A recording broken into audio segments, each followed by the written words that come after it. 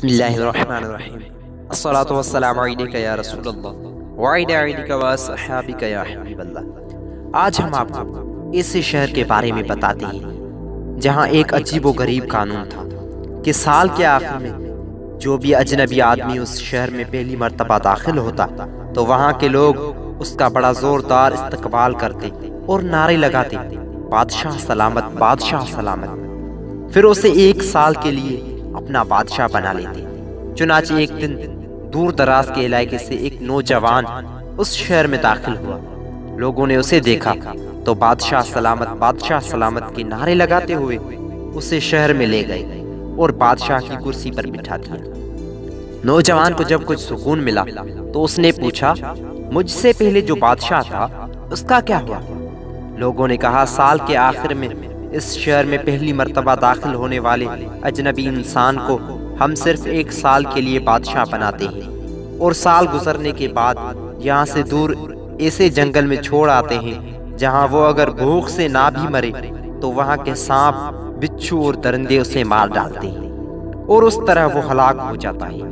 نوجوان نے جب یہ سنا تو بہت خوف زدہ ہوا، لیکن پھر خود کو سنبھالتے ہوئے کہا، مجھے وہ جگہ دکھائیں جہاں پر آپ ہر بادشاہ کو ایک سال کے بعد چھوڑ کر آتے ہیں۔ چنانچہ لوگ اسے وہاں لے گئے۔ اس جگہ کا اچھی طرح جائزہ لینے کے بعد اس نے اپنی ایک سال کی بادشاہت میں اس شہر میں بہت اچھے کام کیے، لوگوں کو ہر طرح کا آرام پہنچایا اور شہر سے لے کر اسی جنگل تک ایک خوبصورت شاہراہ یعنی سڑک تیار کرائی اور اس کے کناروں پر بہت ساری کھانے پینے کی دکانیں بنوائیں اور دور دراز سے لوگوں کو لا کر یہاں بسا دیا۔ وہ جنگل جسے دیکھ کر لوگوں کو ڈر لگتا تھا اب ایک خوبصورت شہر بن چکا تھا جسے دیکھنے کے لیے لوگ دور دور سے آنے لگے۔ جب اس کی بادشاہت کا ایک سال مکمل ہوا تو اس نے کہا، مجھے بھی وہاں چھوڑ آؤ جہاں تم لوگ دوسرے بادشاہوں کو چھوڑ کر آتے تھے۔ تو لوگوں نے کہا، آج سے آپ ہمارے مستقل بادشاہ ہیں۔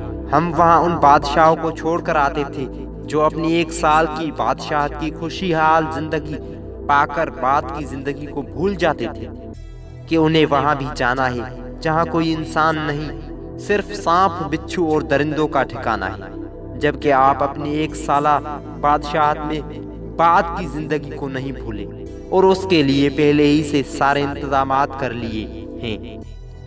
آپ عقل مند اور دانشور انسان ہیں، اس لیے اب آپ ہی ہمارے بادشاہ رہیں گے۔ حکایت سے حاصل ہونے والی نصیحتیں۔ ہم نے اس واقعے سے سیکھا کہ دنیا کی زندگی کی مدت چند سال ہے اور آخرت کی زندگی ہمیشہ رہنے والی ہے۔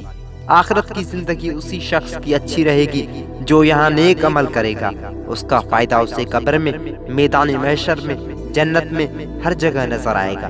اور اگر دنیا کی زندگی کو اچھا نہ بنایا، نیک کام نہ کیے تو اس کے نقصانات قبر، میدان محشر، دوزخ، ہر جگہ تکلیف و عذاب کی صورت میں برداشت کرنے ہوں گے۔